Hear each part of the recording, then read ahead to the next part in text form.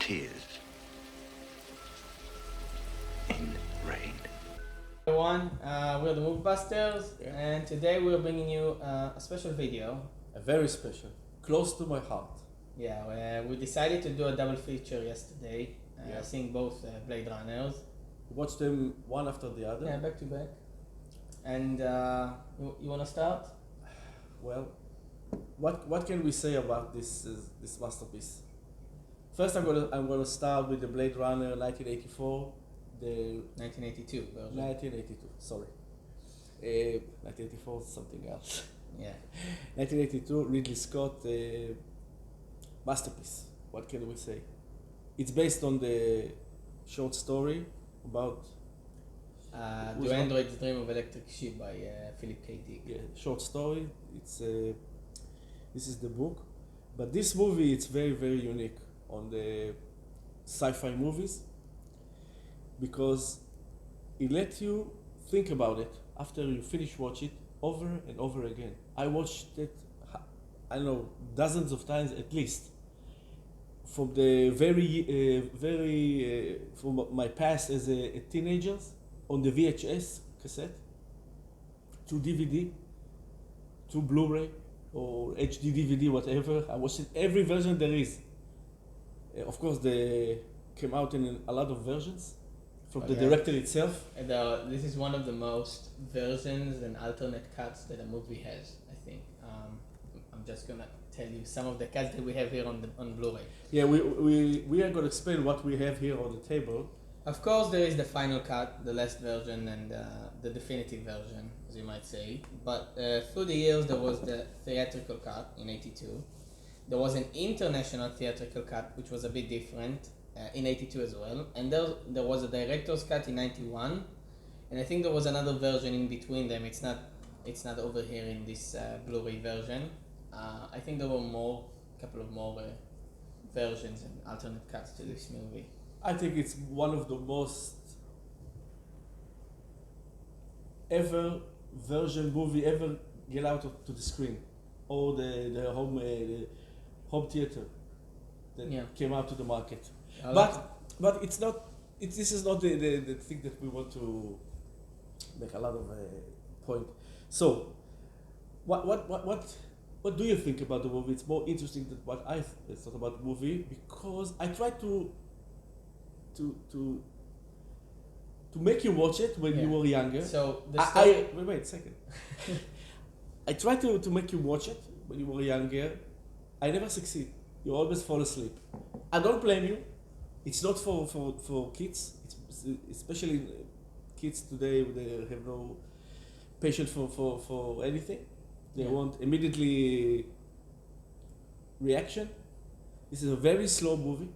I think it's a slow burn movie. Yeah, it's a slow, but it's a slow in a good way, because it feels like a book. It feels like a real movie. It's slow, but it's like real life. Yeah, exactly. It feels like very real. So, what do you think about the movie now after you watch it? You try to watch it and okay, so you didn't succeed. I'll tell my side of it. I will tell my side of the story. So, as many of you probably know, I do hope some of you know, I think Blade Runner, both of these movies, are one of the best ever made. I think they define sci-fi and cyberpunk or dystopia genres. I think there is a sci-fi until Blade Runner and after Blade Runner. I think Blade Runner was I think Blade Runner was a mark. I think Blade Runner gave an audience an R-rated or a real sci-fi, like a real world sci-fi. Because before Ridley Scott did Blade Runner, there was Star Wars, and before Star Wars movies were entirely different. But Star Wars is a more family friendly and it's oriented fantasy. towards Fantasy. It's fun and more of an adventure side. This one takes the sci-fi genre and makes it harder. It makes it more realistic. I think it's touching the subject that we as a human race might be dealing with in the Yeah. future. So, All the things with the robots and cyborg or whatever it's going to be in the future that's going to help us, maybe it's going to be a problem with them. yeah, there's a huge There's question a if big we issue. should make clons of ourselves and replicants as they. We start, I think, not long ago, Elon Musk showed his first robot that you want to sell to everyone to help in the house. I think it start an age. It's gonna start a huge race with the robots that help us, or who knows what's gonna be in the future. I hope not like Terminator. Yeah, or iRobot. Yeah. Yeah. I hope it's not So- gonna get over there. So what you started saying is, and I cut to something different. Is yeah, I remember when you. It's gonna be a little story side for me, guys. So bear with me. So I remember when I was 11, 12 years old. You wanted to show me Blade Runner because I was really into movies. I love movies. I always love movies, but it wasn't really my passion until the last couple of years. So I always loved movies, and you told me, Ridley Scott, and I told you, yeah, I love Alien, I love Gladiator, so Ridley Scott is amazing. And you told me he has like a sci-fi with Harrison Ford, like a real world sci-fi. Yeah, let's talk about the little bit about the player or. Oh, yeah, you told me there is a dystopian future that he made. It's called Blade Runner, and you showed it to me, and I didn't quite like it. I fell asleep through the first viewing, and that was the end of it. And a couple of years later, you tried to, I think when I was 13, 14, you tried to make me watch it again. I didn't like it again. I didn't quite get it. And then the trailer to the sequel, 2049, came out, directed by Denis Villeneuve, and I was intrigued with the world.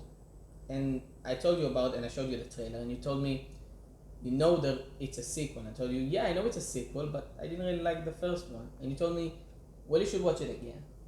And I remember watching it after I saw the trailer. Like, I was about 16 years old at the time, so I was a bit older, and could understand more of the hypothetical questions that rise in this movie, and I loved it.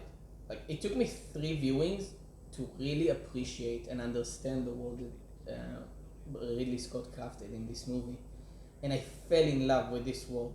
And before we're gonna talk about the sequel, we're gonna talk about it later on. I was amazed by what I saw. Visuality.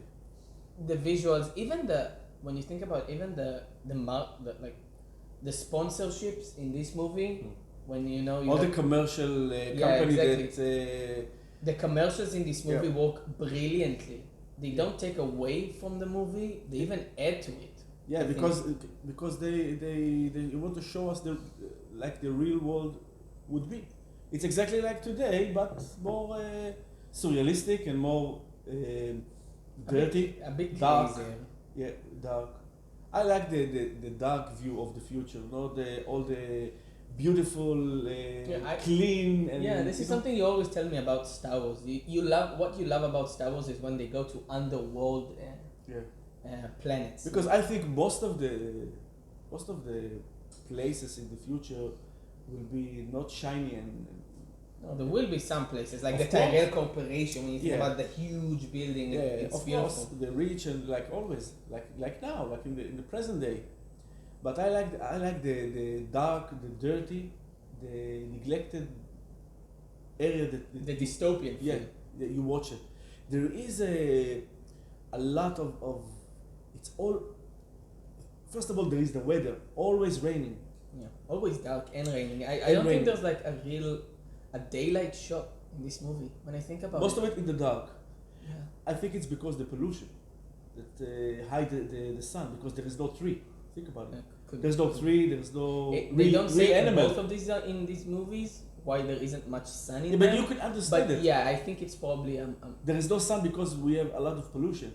First, when you watch the Blade Runner, the 1982 version, you see Los Angeles in the future. As you see a lot of fire, it's make pollution. Pollution make smoke and everything. and they that cover hide- the atmosphere. Yeah, they hide the sunlight. So I think this is it's interesting, and all the movie it's with with the shadows and light everywhere.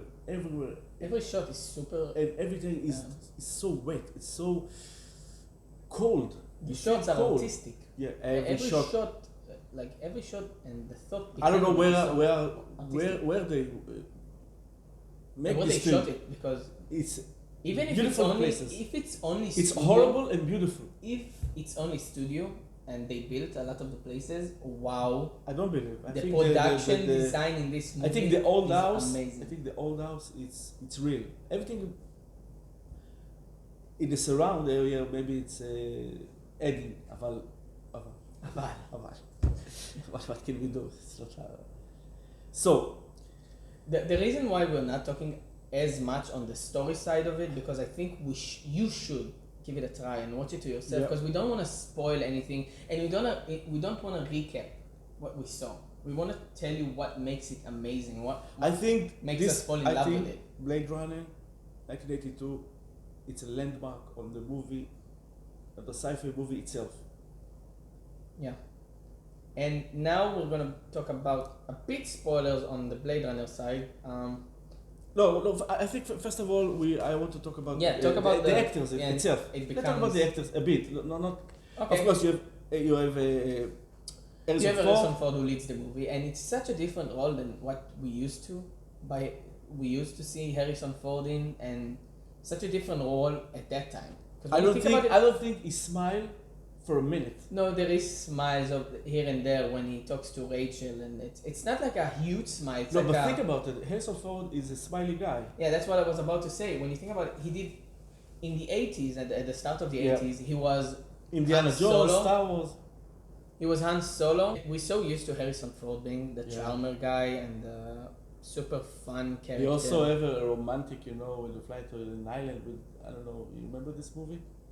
When they crash with the plane. He always has a humor. Yeah. In this movie, you never see him so Such a serious. different role, yeah. So you have also Sean Young. In that days, she was I know she was a very known actor for her beauty, of course. Yeah. And And so- she did amazing Rachel. Yeah, Yeah. she's amazing. You Rachel. really can't tell if she is. Like, it really is something different. Plays amazingly in this movie. You really feel her character, and I don't want to say what her character is and her motivations. Yeah, but I think most of you know. I do hope most of you know, but she plays brilliantly. But I think the star of this movie. think about they used actors to play droids. Think about it, and you immediately convince that the actors are droids. You have Daryl Hannah, also known in that days as a young actors. You have, of course, I think is the star of the movie, Rutger Hauer. Hey, let's talk. I think Rutger Hauer is the star of this movie. Yeah. He is the heart and soul. He's a of this fight movie. droid. He's a have a He's lot a of combat ability. droid. Yeah, A combat. combat is- replicant. yeah. And wow, every shot with Rutger Hauer in it as Roy Betty is pure perfection. Yeah, and also he's make a lot of he's a lot of his experience. He's more actors than Harrison Ford in those days. He's a lot of experience. He's played the bad guys, but you fall in love with these bad guys. Yeah, I think Roy Betty. To me, when you think about Blade Runner, the first thing that comes to mind is Roy Betty.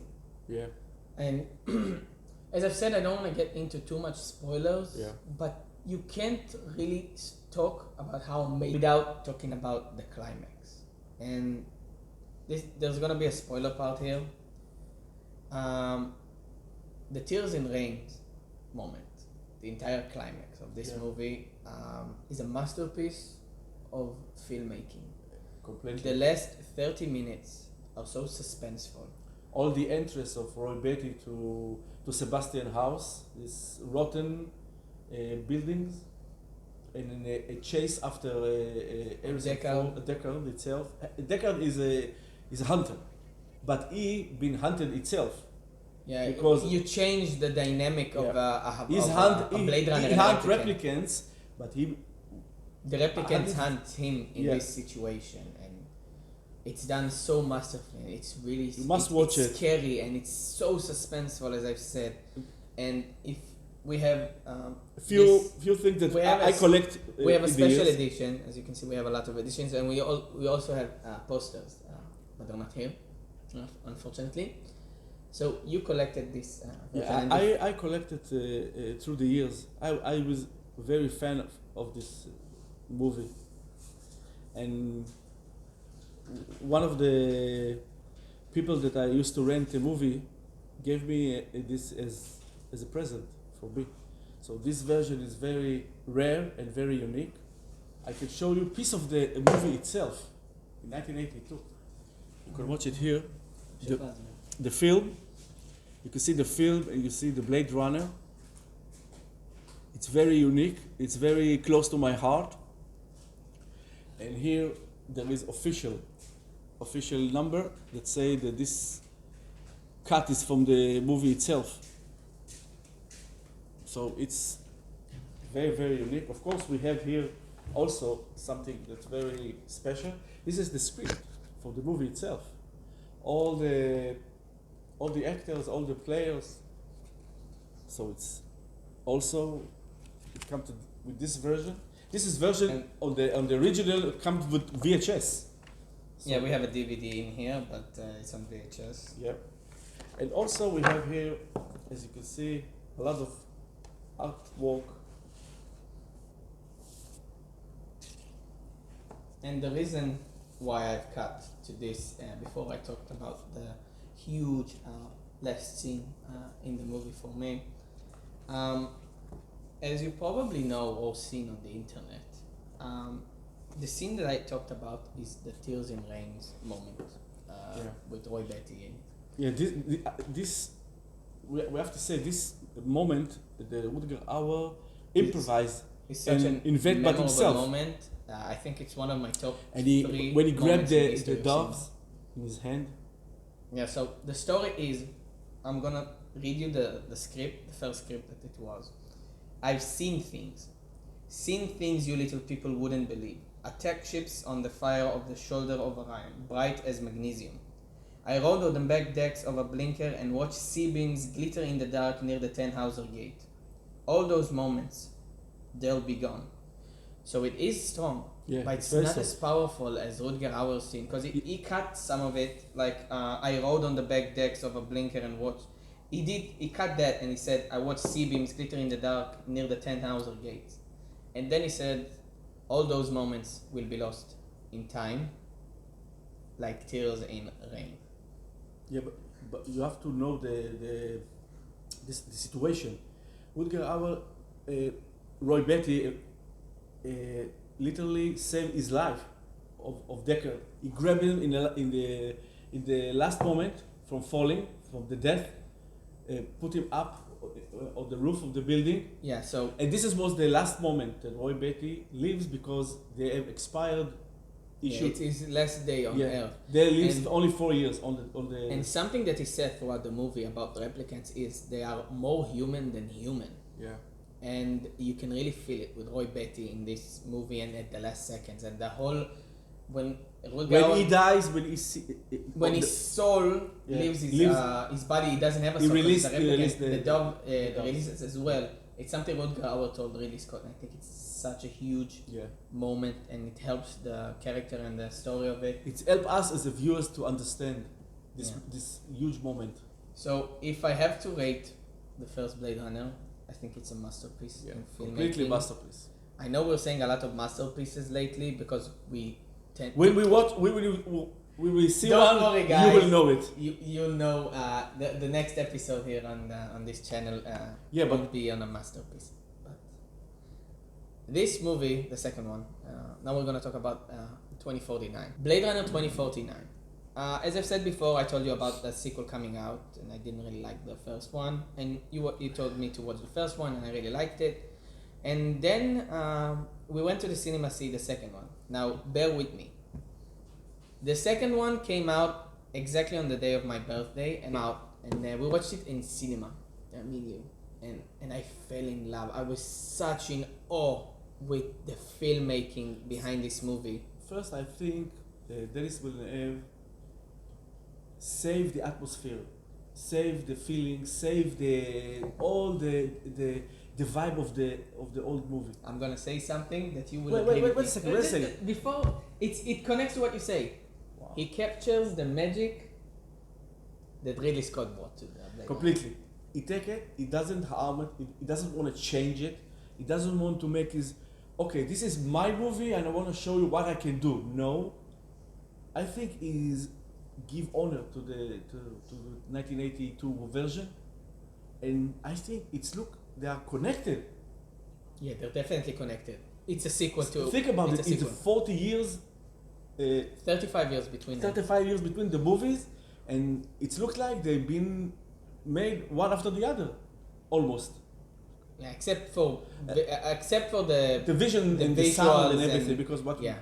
there's the technology behind it. technology But the changed. story of it. But the spirit is the same. I think this is a very unique experience, and when you push the menu here for the sound, is say to you, this is exactly how the director wants you to listen to the movie. Yeah, on Dolby Atmos. Yeah, Dolby Atmos 7.1 and all the 0.4, yeah. yeah. So from the music sound that Hans Zimmer took, we didn't speak about the Vangelis. Oh my God! We forgot the Vangelis amazing soundtrack. You know what? We're for going to the talk about the soundtrack of these movies at the end. After we talk about the Okay. movies, we're going to talk on the. So the movie. visuality of this movie, the 2049 is, I don't know, it's so I think- artistic. I think it's. I'm not sure, but I think it's the most beautiful movie I've Yeah. ever seen. Not third, not fourth, not fifth. I think like number one. The color contrast Yeah. in each shot, even the smallest shots, and then like something comes The out. tree, the flowers, I don't know, the little horse, everything. I don't know how they filmed it, with what technology, but it looks so touchy. You feel it in your heart, you have emotion to it. The music here, I just want to say generally, it's Hans Zimmer with, Benjamin Wolfish, who did it. yeah, I think they took Vangelis sound and continued it. Yeah, it To the- feels to like the a future. continuation. It feels like a continuation of They what didn't Vangelis stop made. it, they didn't harm it. And no, they didn't change it. They took it and they continue it with Passion. wonderful and honor the Vangelis version. Yeah, something that is missing in most sequels. What I do want to say is that I don't want to talk about story too much because I do think most of you should watch it. So we are talking strictly about what makes those movies something else, and something that really helps this movie and I think makes it so good is you feel like you're there. When we watched it last night, I watched most of the times that I've seen it on Atmos, but it was on different places and we didn't have the 4K TV yet. So I knew that the film visually looked really good, but I didn't know how good it was. So yesterday there was a scene, not a huge scene, when he's walking through the streets over there, and then you see like all the commercials, like the new commercials, and you see like and you hear like so many commercials running out at the same time, and it's raining, and I remember sitting there visually stunned by the contrast and like the huge bright purple neon over there and the huge blue neon. Yeah, I remember you said to me, what, they use a special filter? And I said, well, it's in the first second that you watch it, you might think it's a filter, but I thought this huge film doesn't use, I think, filter. They use Incredible a light, a yellow light that shine differently. Yeah, and It's amazing to watch. there is a moment in this movie when I was in complete awe. You sit there, and as I've said, with all the commercials, and then the commercials are like running all over each other, and from each speaker up on the wall, you hear different commercial, and you hear raining coming from each different one. So it feels like you're there. It feels like you are the camera. When you hear the sound and they make the sound, the test to watch his loyalty and his They're making the police LA department. Oh yeah, the stems interlinked within stems interlinked. Interlinked and everything, and you can listen from above you Yeah, so and something. behind you. So movies are when someone speaks, it's from the center, like 99% of the time. But when Officer K did his test, it wasn't from the front. It wasn't from the center. It came from behind you. Yeah. It makes you feel like you're there, like you are K, and you're learning through the world through his eyes. It's a huge experience. It also feels like a book, and this is the best compliment I can ever give to a movie. Feels like a book. There is not a lot of action. If there is an action, it's very strong. Powerful. It's powerful. It's strong. It looks very real. It's scary. It's scary because the replicants are very strong, and it could be very violent. All the futuristic, think about the cars and you have the scene over there with the sea, with the water. Yeah, the seawall over there at the end, and the Las Vegas scenes. Yeah. Breathtaking. I think I don't want to tell you about the story itself. I don't want to ruin it. You must watch it. I think you must watch the 2049 by yourself and discover it. I don't think it's a good idea to I don't know, ruin a bit. We don't want to talk too much into these movies because we wanna praise them for what they are and not To give them the careful. honor and make you want to watch it. Yeah, and I do hope this video makes you. So, I think it's a longer video than usual. So We didn't speak about the music. the music is right next to it. So what do you think about Blade Runner? On final thoughts on the sequel? As I said, they are landmark in the movie itself, all the sci-fi industry. I think David Villeneuve take the Blade Runner, the new Blade Runner 2049 to another level. From all the sound is amazing, the picture is wow. All the plot is also very interesting. Takes to a lot of different places that I thought it could go. In unexpected ways as well. Yeah. You must. I think everyone must. If you like sci-fi, of course, like us, it's gonna be on the one or two choices that you have to make. So And watch it. music Let's talk about the music. Of course, we forgot it in the first one. Okay, the first movie that came out in 1982. It's composed, arranged, played by Vangelis. The Great Late. Yeah, I know Vangelis before Blade Runner. Vangelis make music that very close to, if you know Jean-Michel Jarre. It's electronic with a lot of synthesizer. It's like between stars and everything. You can float to another world and dimension with the music. So when they choose Vangelis to do this music, it was amazing. I don't know who thought about it, but it was the brightest decision. This is one of the huge decision and very important decision to movie. Vangelis made another Ridley Scott movie. Ridley Scott movie, of course. 1492, Conquest of Paradise. Of course, he knows also as a Chariot of Fire. Yeah, there's like the Chariot of Fire. Right? There's the themes of Theme a there. very Amazing one as well. So the music is part of the movie. The movie cannot live without the music. Listen to the music in the movie and you will be astonished. Yeah, the music itself is brilliant. It's, Even if you it's don't watch the alone. movie. It's stand alone by itself. Yeah. You Like can listen it without the movie. The love theme between there's a love theme there. When there is a love, you can hear it in the theme and you hear the saxophone play.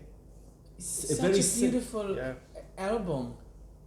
It's part of the movie. And the Tears in Rain theme, like so many themes and so many beautiful themes as well. Yeah. So and the sequel builds on it. Yeah, the sequel And take the honors it. music and go to the present day level. I think Pushes it pushes even it more. farther than it could be. Hans Zimmer took it, and I think he took the idea, make his own, but didn't erase what He honors the legacy of Blade Runner. He took it and pushed it forward. The music is fantastic. Is so strong, so brilliant. It's part of the experience itself. Yeah, the music and watching it on full audio, like if you watch it and you have like speakers and Yeah. put the volume. You don't have to up, put a lot of the volume because no, it's very it is strong. it's very powerful and So these are two masterpieces, must watch. so you give the sequel a 10 as well. There is no mark that I can put to these two movies. Yeah. This is beyond. This is beyond. And before we end this video, I just want to say one of the reasons that I wanted to make this video is these movies, even though the first one is a cult classic and the second one was received amazingly well, not a lot of people saw them. Both of them failed, box office wise. Yeah, the box office. They both lost money, and I think it's a real shame because today we're so used to the over franchises of movies and like a fun adventure and the movie doesn't teach you anything. You don't take This anything movie from will it. make you think. And the first one you watch it, you never. You get, might you won't you didn't get understand everything. it well. You have to watch it again and again, and every Even time you understand another part. It takes time to understand all of it. I think And that's what That's makes the it beauty. amazing. Yeah, That's the exactly. beauty. Exactly. it's gonna. You need to make some journey with yourself to understand the movie, and this is, I think, multiple viewings needed are Must. required to watch these movies and enjoy them to the fullest. Yeah. And I do hope this video makes some of you watch it if you haven't watched it. They should get more light and more attention. Yeah. And completely. it feels sad that this world might end. Like there's supposed to be a Ridley Scott movie show that he produces with Amazon that's called 2099, but until there's a trailer or more news to it, The dogs are barking. yeah. Until there's more news to it, I won't think it's fully greenlit and fully goes on because, as you know, those two movies failed, and it's a difficult franchise, a difficult IP to continue. Yeah, but The bar is so high. you must watch it. Everyone must watch it. Yeah, it's an experience like none other. Yeah. This is one of the best sci-fi there is. So this is our thank you. thoughts. Thank you very Hope you much for enjoy it. watching. And as always, we are the Movie Busters, and until next Pleasure. time. Bye bye.